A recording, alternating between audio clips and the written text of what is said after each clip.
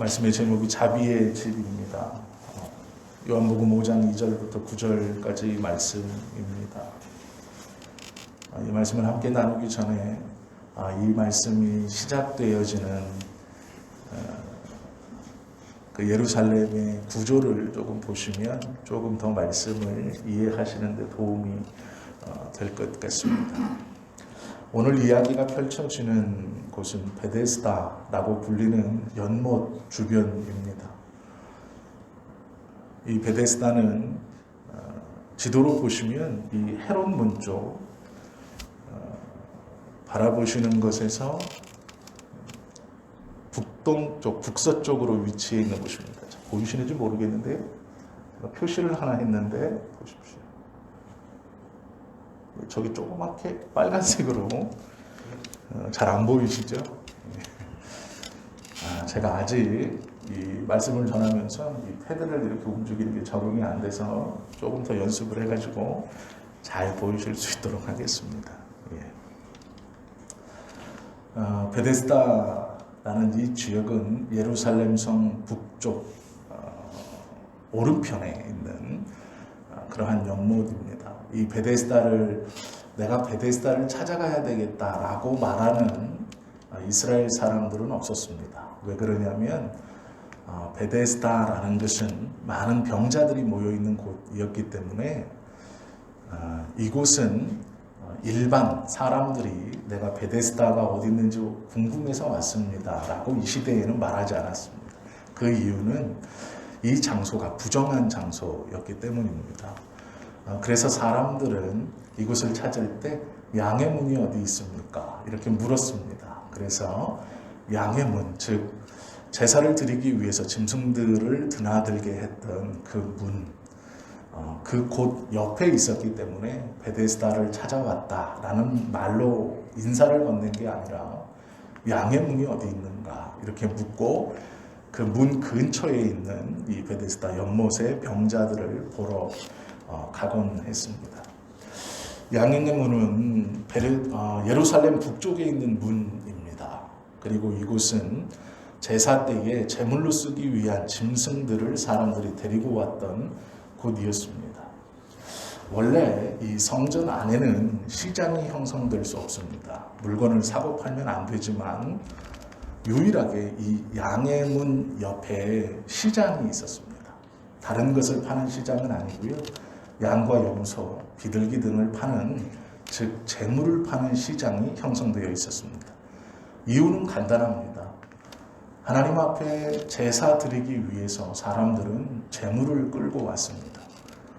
물론 부자들은 소를 끌고 왔고 그 아래로 양과 염소 또 비둘기를 가지고 오기도 했습니다. 가장 많이 데리고 오는 재물은 양이나 염소입니다. 그런데 문제가 발생합니다. 자신의 집에서 하나님께 드릴 양을 잘 데리고 출발할 때는 그 양 중에서도 깨끗하고 상처가 없는, 흠이 없는, 자신이 생각하기에는 가장 좋은 것을 구별하고 또 구별해서 하나님 앞에 정성스러운 마음으로 드리기 위해 그것을 몰며 가지고 왔습니다. 그런데 양을 가지고 오는 그 길이가 짧으면 아무 문제가 없는데 길게 되면 하루 이틀 며칠씩 노숙을 해야 했고 또 그것들이 상처를 입게 되고 들짐승의 위험도 있고 도적의 위험도 있었습니다. 그래서 시간이 얼마 지나지 않자 하나님 앞에 예물을 드리러 오는 사람들은 돈을 가지고 예루살렘까지 도착했고 이 양의 문 근처에서 자신의 재물을 가지고 온 돈과 바꾸어 재물을 준비해서 이 제사를 드리러 예루살렘 성전으로 올라가기 시작했습니다. 그래서 그 양의 문 주변에 자연스럽게 이 시장이 형성되었습니다.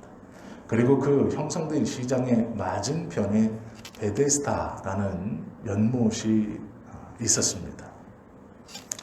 베데스다라는 것은 긍휼의 집이라는 뜻입니다. 자비의 집이라는 뜻입니다. 베데스다라는 이름은 참 좋은 뜻이죠. 자비의 집, 긍휼의 집 이라는 아주 좋은 뜻을 가지고 있습니다. 그런데 문제는 이 베데스다라는 곳의 환경이 좋지 않습니다. 짐승들이 드나다니는 문 근처에 있어 항상 시끄러울 뿐만 아니라 또 그 짐승을 사고 파는 시장과도 가까이 있었습니다. 그렇기 때문에 그 짐승들의 울음소리뿐 아니라 그 짐승들의 배설물들을 따로 처리하지 않았기 때문에 지금과 같이 우리가 생각하듯 깨끗한 곳에 있었을 것이다. 그렇게 생각할 수 없는 환경이었습니다. 짐승들의 오물들로 많은 악취가 났고 또 매우 지저분했습니다. 장사하는 분들이 대부분 다 그렇진 않지만 그들 중에는 성격이 거칠고 좀 포악한 사람도 있었을 것입니다. 그 맞은편 얼마 지나지 않아. 왜 그러냐면 이 양의 문 주변이 굉장히 좁습니다. 널찍한 어떤 큰 공간이 아니고 굉장히 좁은 그런 곳에 장사하는 시장이 있고 또 바로 옆에 붙어서 병자들이 행각 5개에 나누어서 이 베데스다라는 연못에 들어가기 위해서 기다리고 있는 그런 곳입니다. 이곳에 모여있는 병자들은 중증 환자들입니다. 중증 환자들이란 것과 함께 이들은 돈이 없는 사람들입니다. 왜 그러냐면 이 행각 5에 모여 있다라는 것은 이미 세상의 방법으로는 고칠 수 없는 질병을 가지고 있거나 아니면 그 세상의 방법으로 고칠 수 있는 사람, 즉 의원이나 의사들을 찾아갈 수 없는 사람들이 병에 걸리면 이 베데스다 연못가로 모였습니다. 그리고 뜨거운 한낮의 태양을 피하기 위해서 정자 주변에 옹기종기 모여 있었습니다. 이것이 오늘 말씀이 시작되는 베데스다의 배경입니다. 제사를 드리는 사람들이 자신의 죄를 대속하기 위해서 제물을 사가지고 성전으로 들어가는, 즉 어떤 사람은 자신의 죄를 용서받고 하나님의 은혜를 받기 위해서 그 문을 통과하여 제물을 들고 예루살렘 성전으로 올라가는 그것. 그러나 어떤 사람은 자신의 병을 바라보고 그 고통 속에서 긍휼과 자비만을 기다리며 언제가 될지 모르는 그 시간을 하염없이 견디고 있는, 어떤 사람에게는 제사를 드리러 가는, 하나님의 자비를 받으러 가는 그 통로이고, 어떤 사람은 그것을 바라보면서 자신의 아픔과 언젠가는 낫겠지 하는 막연한 기대 속에 하나님의 은혜를 구할 수밖에 없는 이 두 모습이 함께 공존했던 곳이 베데스다입니다. 베데스다에 모인 이유는 그곳에 유명한 의사가 있었기 때문도 아니고 좋은 무슨 정보들을 공유할 수 있었기 때문도 아닙니다. 그곳에는 연못 하나가 있었고 그 연못은 어느 때인지는 모르지만 그 연못에 물이 한번 차 올라와 빠질 때, 그 차 올라올 때 그 연못에 들어가면 어떤 병에 걸렸든지 깨끗하게 낫는다라는 소문이 돌았기 때문에 그 연못이 동할 때, 그때를 기다리며 많은 병자들이 모여 있었던 것입니다. 이 베데스다라고 하는 연못은 간헐천입니다. 간헐천이라는 것은 시간을 두고 주기적으로 분출되는 온천입니다. 즉 온천수가 계속해서 지하에서 뿜어 나오는 것이 아니고요. 일정 부분 시간이 지나 그 물이 지하에서 차면 한 번씩 뿜어져 올라오는 그러한 온천수였던 것 같습니다. 이것을 간헐천이라고 부릅니다.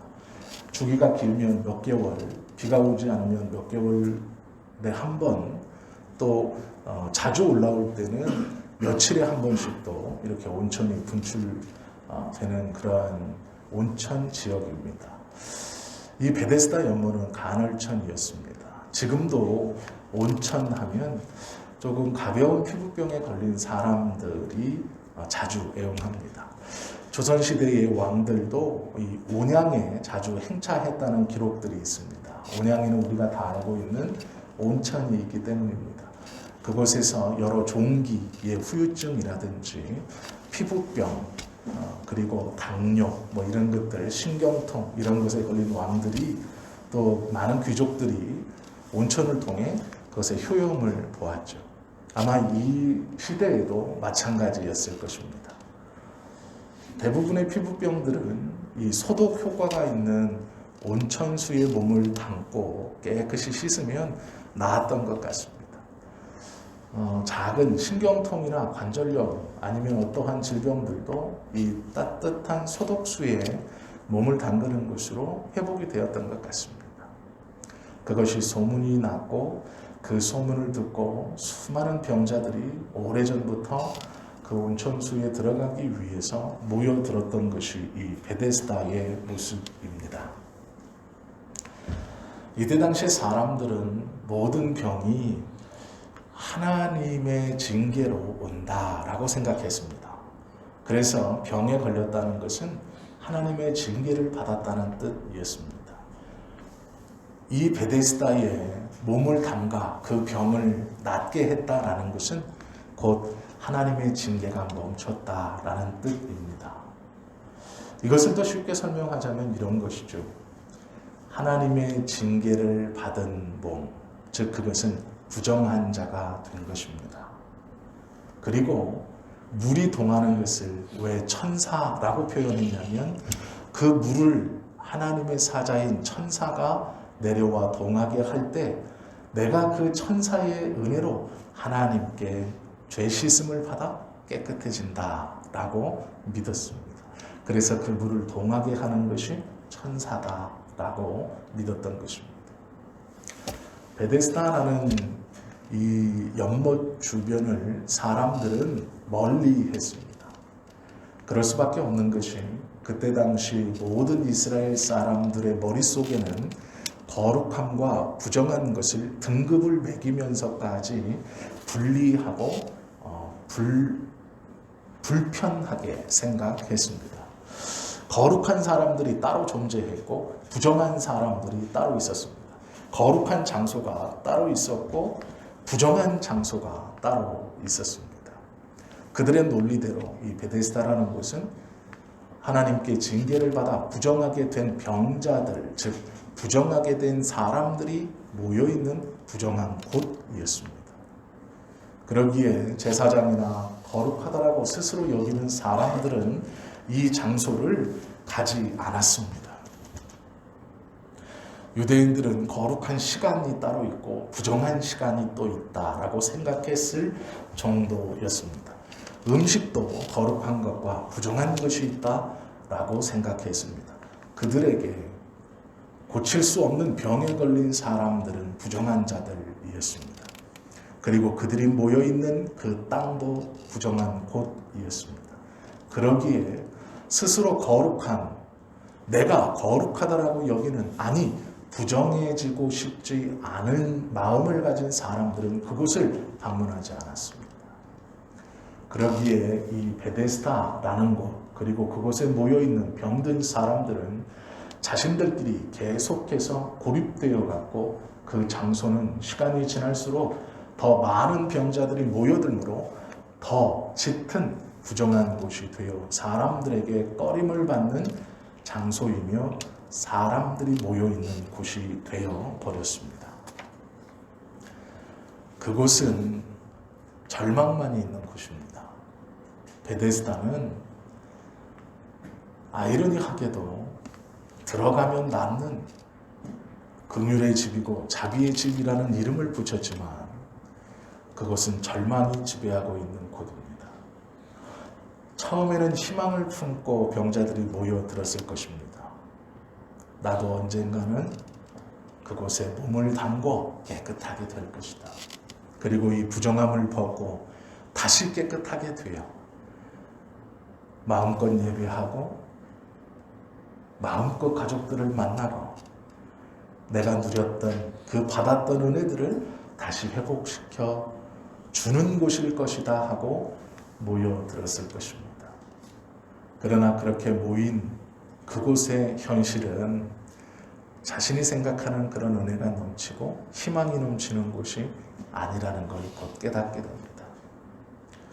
그곳에 자신보다 먼저와 모여있는 수많은 병자들, 그들이 내는 신음소리와 함께 울려 퍼지는 동물들의 울음소리, 그들의 상처에서 나는 악취와 함께 동물들의 분뇨에서 쏟아내는 악취가 뒤섞여 그곳이 어떠한 곳인지를 피부로, 눈으로 바로 느낄 수 있던 곳이 베데스다입니다.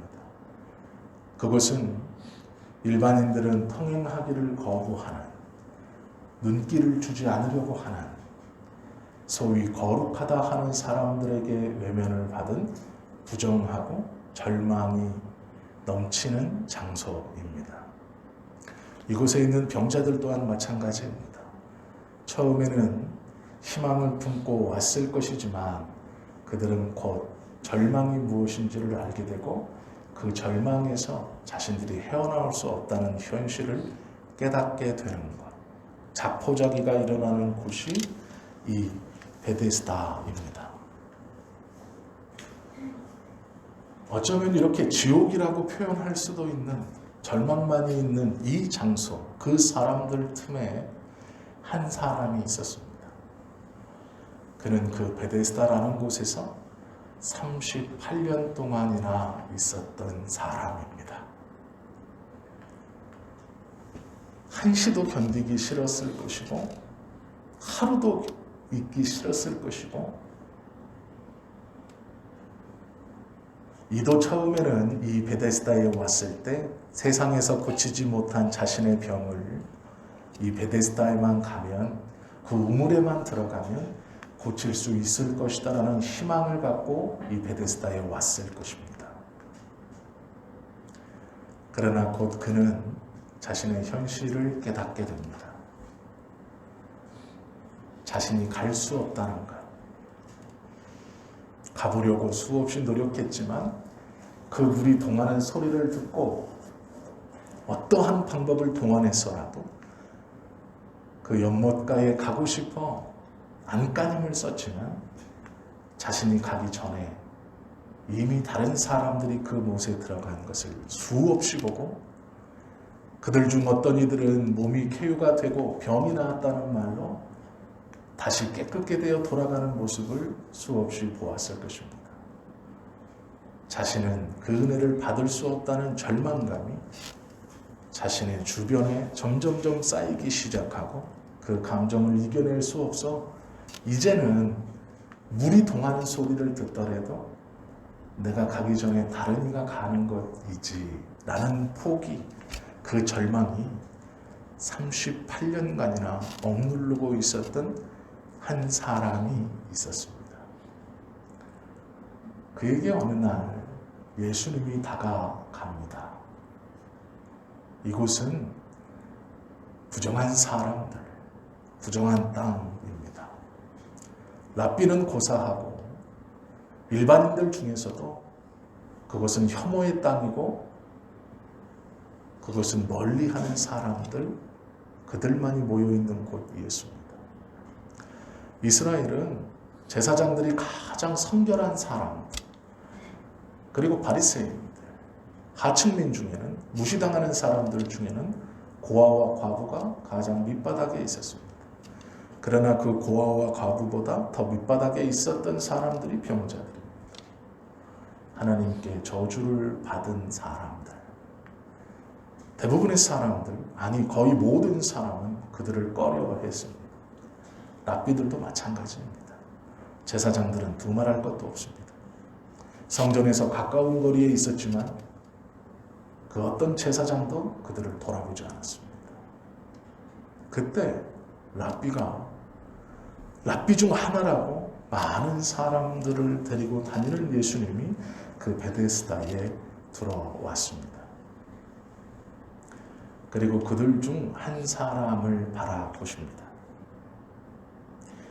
성경은 예수님께서 그를 보고 이렇게 말씀하고 있죠. 5절에 보시면 거기 38해 된 병자가 있더라. 예수께서 그 누운 것을 보시고 병이 벌써 오래된 줄 아시고 이르시되 예수님이 그를 바라보셨습니다. 38년간이나 누워 있었던 그 베데스다에서 기거하고 있는 그 절망의 장소에서 하루도 아니고 한 달도 아니고 38년, 이때 당시 보통 일반인의 평균 수명만큼 어쩌면 자신의 대부분의 생애를 그 절망의 장소에서 지냈던 자신의 힘으로는 도저히 어떠한 해결책도 낼 수 없는 그 절망의 장소에 있는 그를 예수님이 보시고 아셨다라고 성경은 기록하고 있습니다. 38년 되어 병이 중하구나를 아셨다는 말씀과 함께 이곳에서 사용되어진 단어는 그의 절망, 그의 슬픔, 그의 고독, 그의 아픔, 그의 영혼의 상태를 아셨다라는 말씀입니다. 예수님께서 38년 동안 그 자리에 누워있는 병자를 보셨습니다. 그리고 아셨습니다. 그가 38년 동안 알아 있었다는 것뿐만 아니라 그의 마음을 지배하고 있는 절망과 좌절과 아픔이 무엇인가를 알고 계셨습니다. 그것을 아셨습니다. 그리고 그에게 다른 것 아무것도 묻지 않습니다. 내가 낫고자 하느냐라고 물으셨습니다. 내가 낫고자 하느냐. 38년 된 병자를 바라보시고 이름이 무엇이냐, 언제부터 있었느냐, 얼마나 아프냐. 아니요. 단순하게 물으십니다. 내가 낫고자 하느냐. 그렇다면 이 사람의 대답은 무엇이어야 합니까? 38년 동안 낫기 위해서 그 자리를 떠나지 못했습니다. 아니 어쩌면 낫는다는 소망보다 이제 자신을 받아줄 곳이 없기 때문에 그 자리에 있었을지도 모르겠습니다. 38년 동안 병상에 있다 보니, 부정한 자로 있다 보니 어쩌면 자신들의 가족도 더 이상 자신들을 찾아오지 않거나 받아주지 않거나 해서 그 자리에 있었을지도 모르겠습니다. 그런 그에게 내가 낫고자 하느냐라고 물으십니다. 그러면 그의 대답은 당연히 네이어야 합니다. 낫고 싶습니다. 이어야 합니다.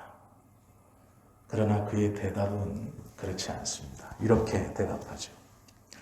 병자가 대답하되 주여 물이 움직일 때에 나를 못에 넣어주는 사람이 없어 내가 가는 동안에 다른 사람이 먼저 내려갑니다. 내가 낫고자 하느냐? 라고 묻는데 그의 대답은 내가 아닙니다. 주여, 물이 움직일 때에 내가 그곳을 향해 가는데 나를 그곳에 넣어줄 사람이 없어. 이 말은요, 이 절망에서 나를 건져줄 사람이 없어. 나를 그곳에 넣어줄 사람이 없어. 즉, 자신 스스로의 마음이 어떤지를 표현하는 말이기도 하지만 다른 사람에게 책임을 돌리고 있습니다. 이 절망에서 누군가 나를 붙들어 준다면, 나를 붙들어 줄 사람이 없어서 내가 아직도 낫지 못하고 이곳에 있습니다. 나를 누군가가 붙들어 강제로 이 절망의 자리에서, 이 죄악의 구렁텅이에서 건져내어서 희망의 자리로, 소망의 자리로, 거룩함의 자리로 옮겨줄 그 누군가가 없어 나는 여전히 절망의 자리에 있고, 나는 여전히 죄악의 자리에 있고, 나는 여전히 고통의 자리에 있습니다. 라는 것입니다. 그렇게 될 수밖에 없죠. 절망이 길다 보니 자신의 몸부림으로는 어떠한 것도 할 수 없는 것을 깨닫고 그 기간이 38년이나 되다 보니 자신이 어떻게 할 수 있는 게 아니라 남이 그렇게 해주지 않습니다 라고 하는 것입니다. 네라는 대답조차 할 수 없는 지경에 이른 것입니다. 아무런 희망과 소망이 없는 상태입니다.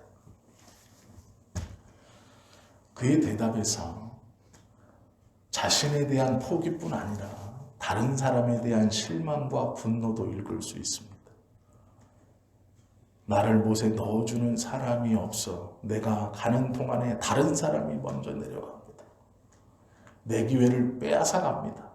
38년 되면 이제 내 차례가 됐는데 나보다 이곳에 더 오래 있는 사람이 없는데 양보해야 될 그 사람들이 지들이 낫겠다고 내가 내려가는 동안 먼저 가 몸을 씻습니다. 그의 대답은 자신의 포기, 남에 대한 원망, 그리고 그 안에 있는 분노까지도 생생하게 전달되어지는 대답입니다. 이것이 38년 된 병자의 마음입니다.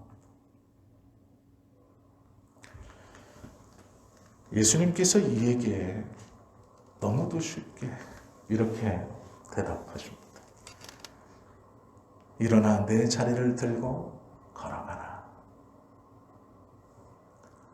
38년 동안 할 수 있었다면 했을 행동입니다. 매일 꿈꾸고 매일 기다리고 물이 동하는 소리가 들릴 때마다 바닥에서 그 온천수가 위로 분출되어 올라오는 소리가 들릴 때마다 꿈꿨을 것입니다. 내가 빨리 가 몸을 담고 내가 이 병상에서 일어나 이 절망에서 일어나 이 죄악에서 일어나 걸어갈 것이다. 나도 보란듯이 양을 사서 너희들이 그렇게 들어가는 예배의 자리, 은혜의 자리로 갈 것이다. 38년 동안 얼마나 꿈꿨겠습니까? 그러나 자신이 할 수 없음을 그는 철저하게 깨닫고 알고 있었습니다. 그런 그에게 할 수 없는 것을 알고 있는 그에게 예수님께서 너무 쉽게 말씀하십니다. 그를 잡아 일으켜 주시는 것도 아니고 그의 상처에 손을 대고 기도해 주시는 것도 아니고 그를 끌어안고 함께 일어나는 것도 아니고 물은 아직 없지만 그를 번쩍 안아다가 그곳에 넣어주시는 것도 아니고 말씀만 하십니다. 내가 낫고자 하느냐? 나는 그 말씀처럼 일어나 내 자리를 들고 가라. 그렇게 꿈꿨던 이야기를 너무 쉽게 하십니다. 평생 해보려고 했지만 하지 못했던 그 불가능한 일을 너무 쉽게 말씀하십니다. 그 다음 반응이 있습니다. 그 사람이 곧 나아서 자리를 들고 걸어가니라. 그 사람이 곧 나아서 자리를 들고 걸어가니라. 38년 동안 해결되지 않았던 그 문제가 한마디에 해결이 되었습니다. 그 말을 듣는 순간 그 사람은 나았습니다. 그리고 자리를 들고 예수님의 말씀처럼 걸어갔습니다. 내가 낫고자 하느냐? 네라고도 대답하지 못했던 그 절망의 마음, 아무런 소망이나 희망 모든 것을 포기하고 이곳에서 죽는 것이 나의 삶인가 그렇게까지 생각했을지 모르는 이 사람에게 예수님께서 오셔서 내가 낫고자 하느냐? 너의 자리를 들고 일어나 걸어가라. 너무 쉽게 던지신 그 두 마디 속에 38년 동안 그 절망의 자리를 벗어날 수 없었던 이 사람은 언제 그랬냐는 듯 그 자리를 털고 일어나게 되었습니다. 아무런 소망이 없다라는 그 자리, 몸부림쳐봤지만 어쩔 수 없다라는 그곳에서 이는 일어났습니다. 우리가 한번 생각해 보실 것이 있습니다. 나를 평생 따라다니며 괴롭히는 죄책감, 벗어날 수 없다고 생각하는 그 죄의 모습들, 내 안에서 해결되지 않는 나로 절망케 하고 나로 좌절하게 하고 나로 새로운 희망을 품을 수 없게 만드는 그것들, 내 힘으로 아무리 몸부림쳐보고 다짐을 하고 이를 악물어 봐도 해결되지 않는 그 일들, 예수님의 한마디면 됩니다. 예수님이 찾아오시면 됩니다. 나를 보시면 됩니다. 그러나 놀라운 것은 예수님은 이미 우리를 찾아오셨고 이미 우리에게 끝없이 수없이 말씀하고 있습니다. 내가 너와 함께 있다. 걱정하지 말아라. 내가 너의 머리털까지 다 세어 알고 있다. 그러나 우리는 귀를 막고 눈을 막으며 예수님 나를 만나달라고, 나를 찾아와 달라고, 이미 와 계신 그 예수님의 소리와 그 은혜에는 눈을 막고 내 방법대로 만져서 안수하여 흔들어 고쳐주십시오. 나를 번쩍 안고 내가 원하는 방법대로, 예수님 그 말씀 아니고 그 믿어지지 않는 말씀 말고 놀라운 것들을 보게 하시고 경험케 하시고 내가 생각하는 그 은혜대로, 그 역사대로, 그 기적대로 예수님 오셔서 해주셔야 내가 이겨나가지 않겠습니까? 벗어나지 않겠습니까? 이길 수 있지 않겠습니까? 주님을 만난 것이 아닙니까? 아니요. 그게 아닙니다. 38년 된 병자가 생각했던 의원의 모습과 예수님의 모습은 너무 먼 모습입니다. 예수님은 말씀만 하셨습니다. 그것도 너무 쉽게 툭 던지시는 말씀입니다. 우리는 하나님의 말씀을 정말 오래 많이 들었습니다. 이미 그 예수님은 우리와 함께 계시고 끊임없이 말씀하십니다. 그러나 우리는 내가 원하는 예수님을 아직도 기다리고 있습니다. 그것이 잘못입니다.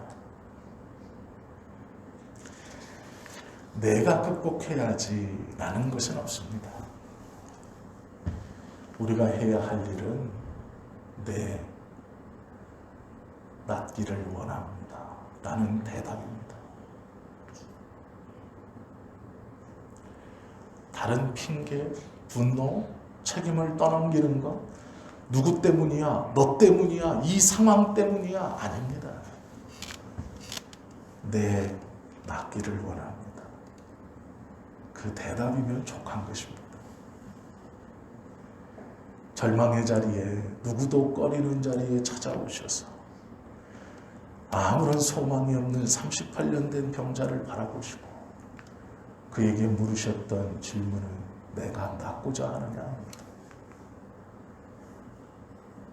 일어나 내 자리를 들고 걸어가라입니다. 그러면 된 것이죠.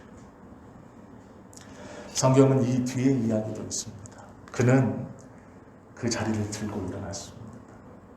그날이 안식일이었습니다. 그리고 그는 38년 만에 자신의 맞은편, 즉 양들을 사고 파는 그 자리로 갔을 것입니다. 그리고 그곳에서 양을 구입했을 겁니다. 그리고 성전에 제사하러 올라갔을 것입니다. 제가 하는 말이 아니에요. 성경은 그것을 기록하고 있습니다.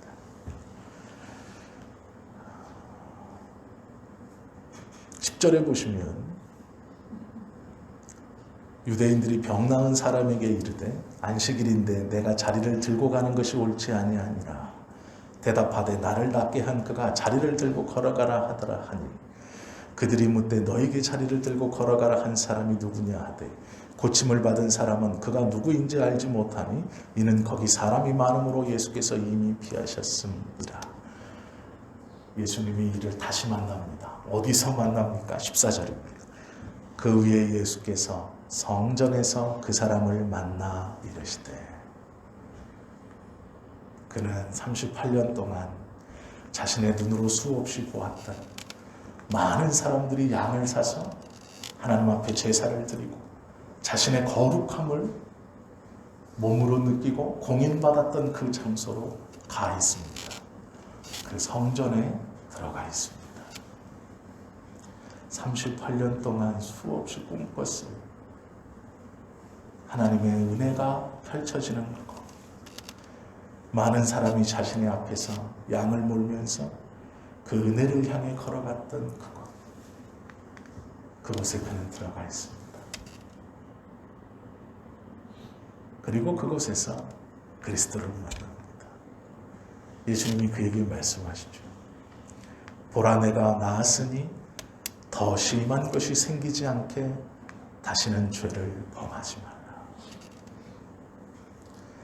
38년 동안 누워 있었던 것보다 더 심한 것, 그 절망보다 더 심한 것, 그것이 생기지 않게 죄를 범하지 말라. 오늘 우리에게 이 말씀이 와 있어야 합니다. 하나님의 말씀을 믿지 못하는 것, 하나님의 뜻을 분별치 못하는 것, 말씀이 아니라 내가 원하는 대로 행하고 싶은 모든 것, 그것이 죄입니다. 38년 동안 누워있는 것이 아니라